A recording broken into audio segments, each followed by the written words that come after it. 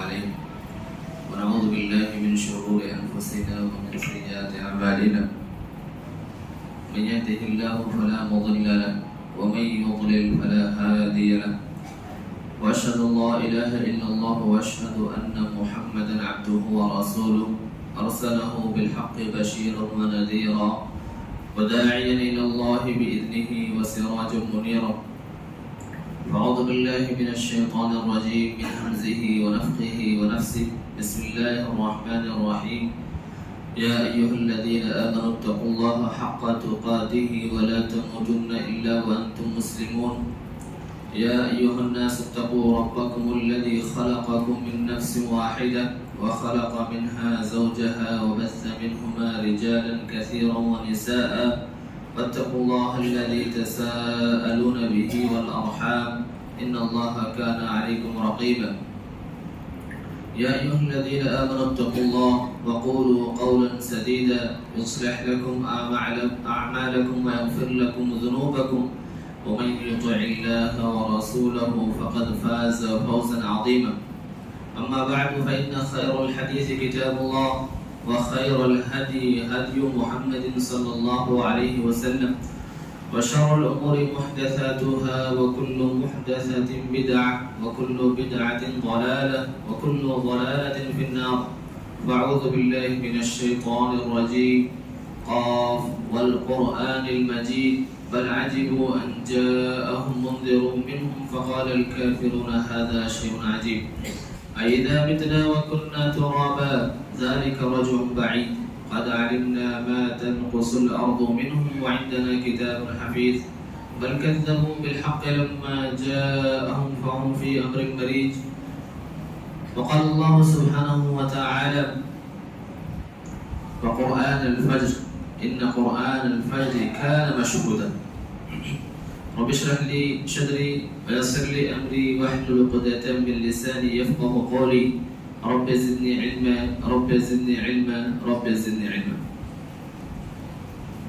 حاضرین جمعہ، ہر قسم کی تعریف و توصیف بزرگی اور بڑائی خالق کائنات مالک ارض و سما کے لیے جو اس کائنات کا تنہا خالق ہے، اس کائنات میں بسنے والے تمام ہی مخلوقات میں انسانوں کو اشرف المخلوقات بنایا ہے. انسانوں کی رہنمائی کی خاطر گاہے بگاہے انبیاء کرام علیہم السلام کا سلسلہ جاری فرمایا.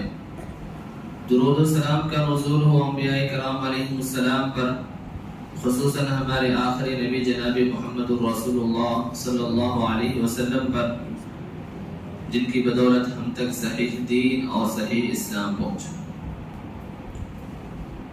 حاضرین جمعہ، آج کے خطبہ جمعہ میں نماز فجر کے فضائل سے متعلق بعض گفتگو کی جائے گی، بعض باتیں رکھی جائیں گی. اللہ رب العالمین ہم تمام ہی کو تمام نمازوں کا عموماً اور خصوصاً نماز فجر کی پابندی کی توفیق عطا فرمائے، آمین. ہر مسلمان جانتا ہے کہ اسلام میں نماز کا بڑا مقام ہے. اللہ رب العالمین کی نزدیک نماز بڑی محبوب عبادت ہے. اس عبادت کی اہمیت، اس عبادت کی فضیلت سے متعلق ہم بہت سی باتیں جانتے رہتے ہیں، سنتے رہتے ہیں. بطور یاد دہانی اور انہی باتوں کی یاد دہانی کے طور پر کچھ باتیں اور میں یہاں کہنا چاہتا ہوں. اس عبادت کی اہمیت کا، اس نماز جیسی عظیم عبادت کی اہمیت کا اندازہ اس سے لگائیے کہ اللہ رب العالمین نے اس عبادت کو 50 وقتوں کی عبادت کے طور پر فرض قرار دیا تھا. لیکن موسیٰ علیہ السلام کے مشورے سے نبی کریم صلی اللہ علیہ وسلم نے اللہ رب العالمین سے بارہا رجوع کیا، مراجعہ کیا، یہاں تک کہ یہ 50 وقت کی نمازیں 5 وقت کی نمازوں میں تخفیف کر دی گئی، لیکن ثواب 50 نمازوں کے برابر ہی رہا. 50 وقت کی نمازیں فرض قرار دینا اس بات کی دلیل ہے کہ یہ عبادت اللہ رب العالمین کو بہت محبوب ہے. یہ عبادت اللہ کو بہت پسند ہے. یہ عبادت اس قدر عظیم عبادت ہے کہ انسان کی پہنچ جو سب سے اعلیٰ جگہ پہ ہوئی ہے، اور وہ ساتوں آسمان پہ ہے، اس جگہ پہ جا کر کے اس عبادت کی فرضیت ہوئی ہے۔ اس عبادت کی فرضیت کا اندازہ، اس عبادت کی فضیلت اور اہمیت کا اندازہ اس سے بھی لگائیے کہ یہ عبادت بہت ہی اہم رات میں، معراج کی رات میں فرض قرار دی گئی ہے۔ اس عبادت کی اہمیت کا اندازہ اس سے بھی لگائیے کہ اسلامی احکام میں دیگر اور احکام اللہ رب العالمین نے جبرائیل علیہ السلام کے واسطے سے فرض قرار دیا ہے، لیکن یہ عبادت اس قدر اہم اور اس قدر عظیم ہے کہ اللہ رب العالمین نے اس عبادت کو بذات خود فرض قرار دیا ہے۔ اللہ اور نبی کے مابین کوئی واسطہ نہیں ہے اس عبادت کی فرضیت میں۔ اس عبادت کی اہمیت کا اندازہ اس سے بھی لگائیے کہ اللہ کے نبی صلی اللہ علیہ وسلم نے فرمایا کہ نماز ہی وہ عبادت ہے، نماز ہی وہ عبادت ہے جس کا ترک کرنا، جس کا چھوڑنا یہ کفر کی علامت ہے۔ العہد الذی بیننا وبینہم الصلاۃ فمن ترکها فقد کفر۔ ہمارے مابین اور ان کے مابین جو تمیز کرنے والی چیز ہے، فرض کرنے والی چیز ہے، وہ یہی نماز ہی ہے۔ اگر کوئی آدمی اس عبادت کو ترک کر دیتا ہو تو گویا کہ اس نے کفر کیا۔ صحابہ کرام رضوان اللہ علیہم اجمعین کسی عبادت کے ترک کرنے کو کفر نہیں سمجھتے تھے سوائے اس عبادت کے۔ عبداللہ ابن شقیق رحمۃ اللہ علیہ کہتے ہیں كان اصحاب رسول الله صلی اللہ علیہ وسلم لا يرون شيئا من الاعمال تركه كفر غیر الصلاۃ۔ نماز کے علاوہ صحابہ کرام رضوان اللہ علیہم اجمعین کسی اور عمل کے ترک کرنے کو کفر نہیں سمجھتے تھے۔ اس عبادت کی اہمیت کا اندازہ اس سے بھی لگائیے کہ انسان سفر میں ہو، حضر میں ہو، صحت مند ہو، بیمار ہو، کوئی بھی حالت ہو، کسی بھی حال میں یہ عبادت انسان سے ساقط نہیں ہے۔ ہر حال میں اس کو اس عبادت کے انجام دہی اس پر واجب ہے، ضروری ہے۔ اگر کھڑا ہو کے نماز پڑھ سکتا ہے تو بہت اچھی بات ہے، کھڑے ہو کے نماز نہیں پڑھ سکتا ہے تو شریعت یہ کہتی ہے کہ وہ بیٹھ کے نماز پڑھے، بیٹھ کے نہیں پڑھ سکتا ہے تو کہا کہ لیٹ کر کے نماز پڑھے۔ اور اہل علم نے یہاں تک ذکر کیا کہ اگر کسی کی حالت ایسی ہو جائے کہ وہ لیٹ کر کے بھی نماز نہ پڑھ پائے تو وہ گویا کہ اشارے سے نماز پڑھے۔ اس عبادت کی اہمیت کا اس سے بھی اندازہ لگائیے کہ حالت جنگ میں جہاں انسانوں کے جان کی کب جان چلے جائے، کب انسان کے اگلے لمحہ میں اس کے ساتھ کیا معاملہ ہونے والا ہے، اس کی کوئی خبر نہیں ہوتی ہے، انسان کو اس کا کوئی اندازہ نہیں ہوتا ہے، لیکن اس کے باوجود اللہ تعالیٰ نے ان پہ اس حالت میں بھی، اس مشکل سے مشکل حالت میں بھی کہا کہ نماز معاف نہیں۔ چاہے آپ دوڑتے ہوئے نماز پڑھیں، چاہے آپ دشمنی کی نگرانی کرتے ہوئے اس کی طرف دیکھتے ہوئے نماز پڑھیں، اور مختلف طریقے جو جنگ کے وقت نماز پڑھنے کے بتلائے گئے ہیں، اس سے ہمیں یہی اندازہ ہوتا ہے کہ یہ عبادت بہت ہی اہم ہے، بہت ہی فضیلت والی عبادت ہے کہ اس قدر مشکل سے مشکل حالات میں بھی اللہ رب العالمین نے اس عبادت کو معاف نہیں کیا۔ یہ عبادت کس قدر اہم ہے کہ جب بندہ 7 سال کا ہوتا ہے اسی وقت سے اللہ رب العالمین نے کہا کہ اس وقت سے انسان نماز پڑھنے کا اہتمام کرنا شروع کرے، اس وقت سے نماز پڑھنے کی ہم اپنے بچوں کی تعلیم دیں، اور یہ عمل انسان کے آخری سانس تک جاری رہتا ہے۔ وَاعْبُدْ رَبَّكَ حَتَّى يَأْتِيَكَ الْيَقِينُ۔ آپ اپنے رب کی وفات آنے تک عبادت کرتے رہیں۔ یہ عبادت اس قدر اہم ہے کہ اللہ کے نبی صلی اللہ علیہ وسلم دنیا سے اپنی آخری سانسیں گن رہے ہیں، آپ کی آخری ایام ہے، آخری لمحات ہیں، ان لمحات میں بھی اگر اللہ کے نبی صلی اللہ علیہ وسلم کو کسی عبادت کی فکر ہے تو اس عبادت کی ہے۔ آپ صلی اللہ علیہ وسلم فرماتے ہیں الصلاۃ وما ملکت ایمانکم، لوگوں نماز کو لازم پکڑ لو، نماز کی پابندی کرنا، نماز کے سلسلے میں کسی قسم کی کوتاہی نہ کرنا، اور جو تمہارے ہاتھوں میں ہے اس کو بھی لازم پکڑ لو، چاہے وہ مال کے سلسلے میں ہو، چاہے وہ اپنے ماتحت کام کرنے والوں کے ساتھ حسن سلوک کی تعلیم ہو۔ اللہ کے نبی صلی اللہ علیہ وسلم نے اس مشکل سے مشکل حالات میں بھی، زندگی کے آخری اوقات چل رہے ہیں، آپ صلی اللہ علیہ وسلم تقریباً غرغرے کے عالم میں پہنچنے والے ہیں، اس کے باوجود اگر آپ کو کسی عبادت کی فکر ہے تو اسی عبادت کی ہے۔ آپ نے آخری الفاظ جو دنیا میں ادا کیے ہیں اسی عبادت کی تاکید اور اسی عبادت کی اہمیت کی طرف توجہ دلاتے ہوئے آپ نے یہ بات کہی ہے الصلاۃ وما ملکت ایمانکم۔ یہ سارے امور، یہ ساری باتیں اس بات پر دلالت کرتی ہیں کہ اسلام میں نماز کا بہت ہی اہم مقام ہے، یہ عبادت بہت ہی اہم ہے، ایک مسلمان کی زندگی کا لازمی جز ہے۔ ہر انسان کو، ہر شخص کو، ہر بندہ مومن کو اس عبادت کی بہت ہی زیادہ فکر ہونی چاہیے، اس عبادت کی انجام دہی کے سلسلے میں اس کو بہت ہی زیادہ جو ہے فکر لاحق ہونی چاہیے۔ ہمیشہ وہ اس کی عبادت کے ادا کرنے کے سلسلے میں بہتر سے بہتر طور پر اس کی ادائیگی کی اس کو فکر لاحق ہونی چاہیے، کسی قسم کی غفلت اس عبادت میں نہیں ہونی چاہیے۔ یہ تو تمام ہی نمازوں کے سلسلے میں یہ باتیں ہیں، کوئی بھی نماز ہو وہ اپنی جگہ پہ بہت ہی اہم ہے، بڑی فضیلت والی ہے، احادیث میں عموماً تمام نمازوں کی بڑی فضیلت آئی ہوئی ہے، لیکن فجر کی نماز کا معاملہ ایسا ہے، فجر کی نماز کا وقت ایسا ہے کہ اچھے خاصے لوگ جو عموماً عام وقت کی نماز کی پابندی کرتے ہیں، دیگر نمازوں میں وہ بہت ہی پہلے مسجدوں میں موجود ہوتے ہیں، اور اچھے خاصے لوگ بھی اس عبادت میں یا اس وقت کی نماز میں غفلت کا شکار ہو جاتے ہیں۔ اس وقت کی عبادت میں بہت سے مسلمانوں سے بہت ہی زیادہ غفلت ہوتی ہے، لہذا ان فضائل کو یاد دہانی کرانے کی ضرورت ہے تاکہ ان فضائل کی بنیاد پر ہم اپنے ایمان کو تازہ کریں اور دیگر اوقات کی نمازوں کی طرح اس وقت کی نمازوں کی خصوصی پابندی کریں، اس وقت بھی نمازوں میں ویسے ہی حاضر ہوں جیسے ہم دیگر اوقات کی نمازوں میں حاضر ہوتے ہیں۔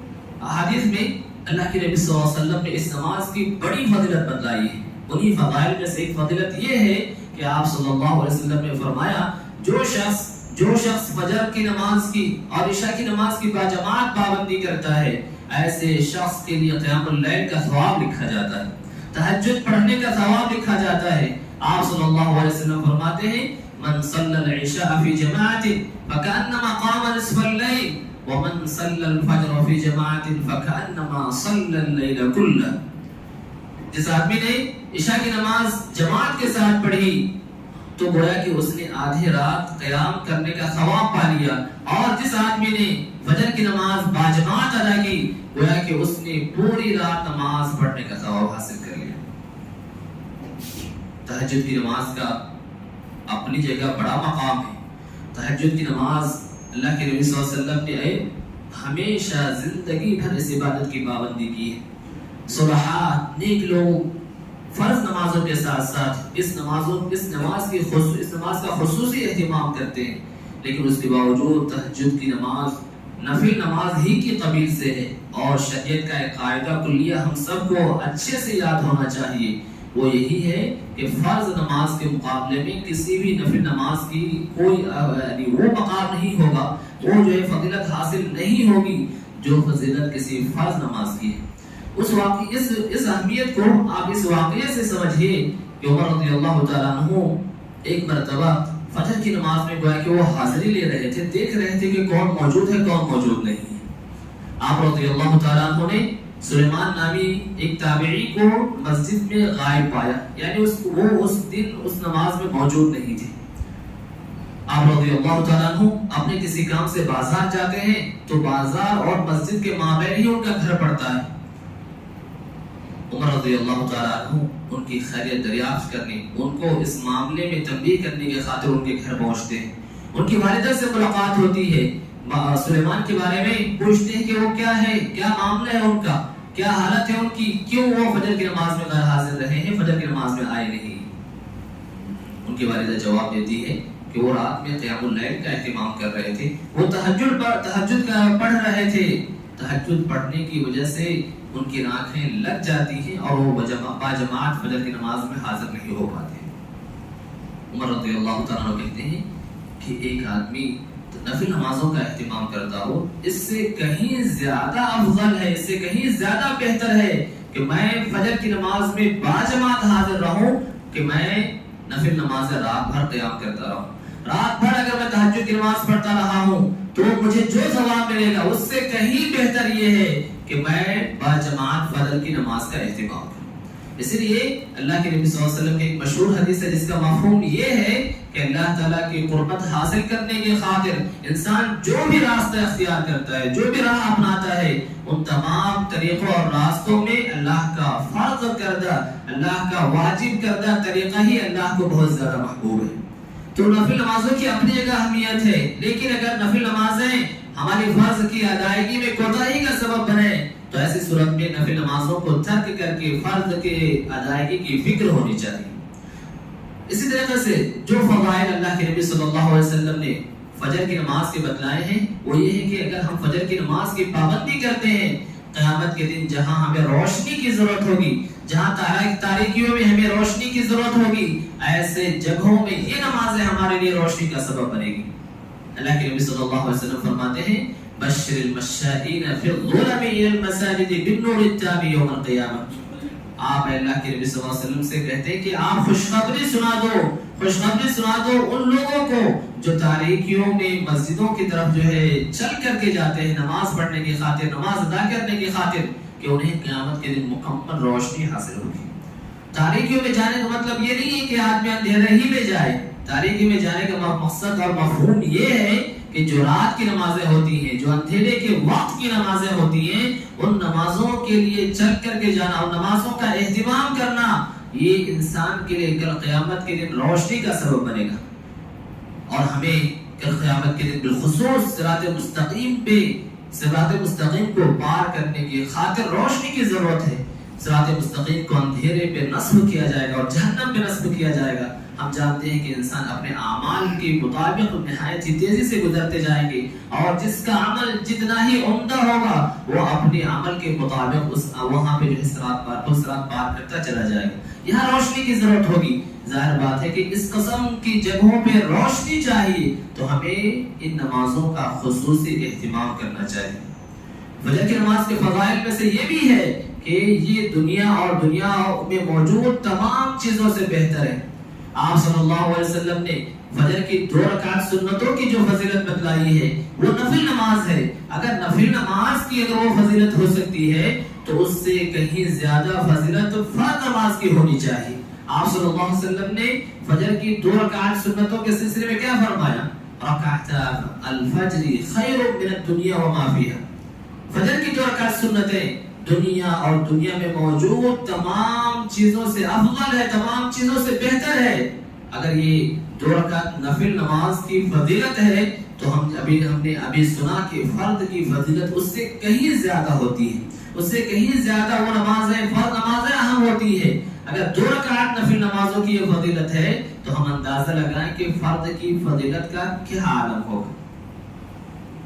فرض نماز اس طریقے سے فجر کی یہ نماز، اس نماز کی پابندی جنت میں جانے کا کہ جو اسباب ہیں ان اسباب میں سے ایک ہے دیگر نمازوں کی پابندی کے ساتھ۔ اللہ کے نبی صلی اللہ علیہ وسلم فرماتے ہیں کہ جو شخص 2 ٹھنڈے وقت کی نمازوں کی پابندی کرتا ہے یا 2 ٹھنڈے وقت کی نمازیں پڑھتا ہے وہ گویا کہ جنت میں داخل ہوگا۔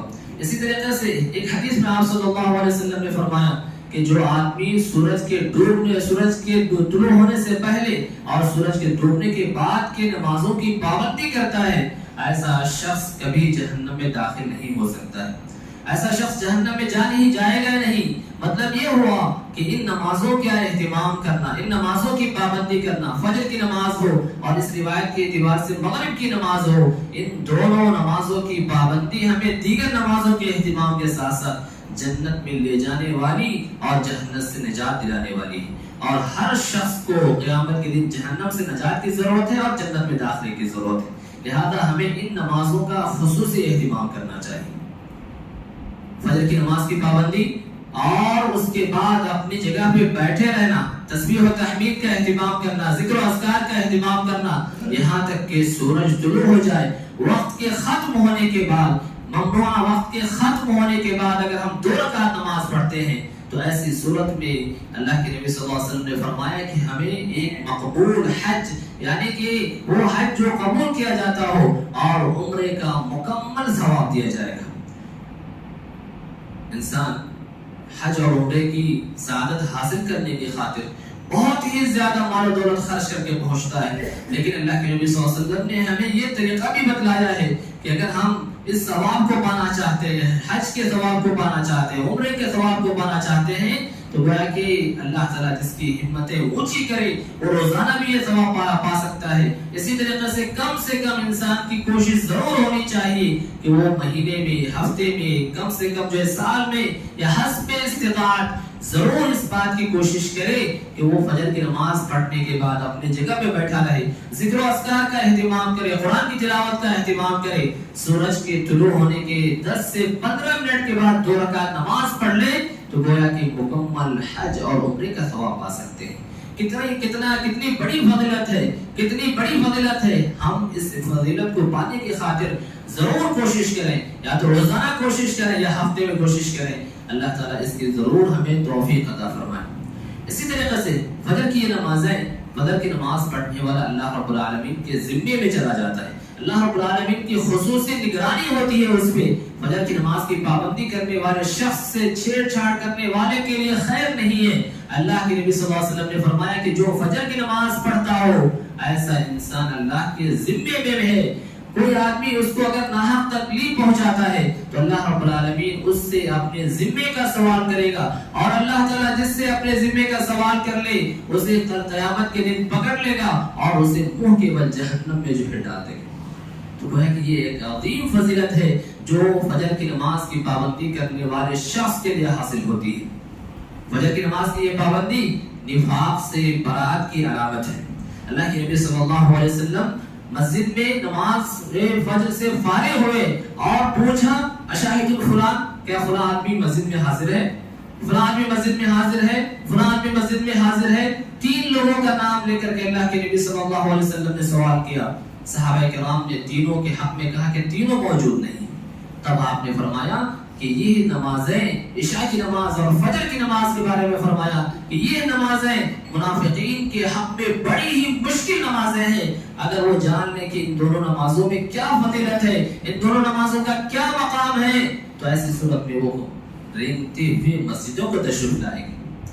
ایک حدیث میں جو صحیحین میں ہے، آپ صلی اللہ علیہ وسلم نے اس واقعے کے بیان کرنے کے بعد فرمایا کہ میرا تو ارادہ یہ ہو گیا ہے کہ میں کسی کو نماز پڑھانے کا حکم دوں اور میں کچھ ساتھیوں کے ساتھ جن کے پاس لکڑیوں کا گٹھڑا ہو لے کر کے ان لوگوں کے گھروں کو چلے جاؤں جو ایسی نمازوں کو حاضر نہیں ہوتے ہیں اور ان کے سمیت ان کے گھروں کو جلا دوں۔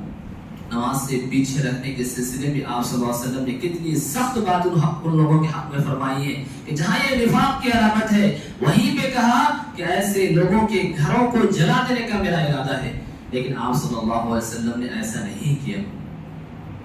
یہ نمازیں ہمیں فرشتوں کی دعاؤں کا مستحق قرار دیتا ہے۔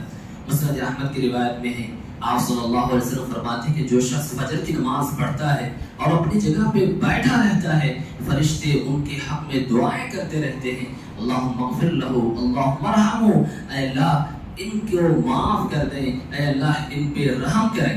ظاہر بات ہے کہ فرشتے اللہ کے نہایت ہی مقرب بندے ہیں۔ اللہ کا مقرب بندہ اگر اللہ کے حق کے پاس اس بندے کے حق میں سفارش کرے تو ضرور اللہ رب العالمین اپنے اس مقرب بندے کی سفارش کو قبول کریں گے۔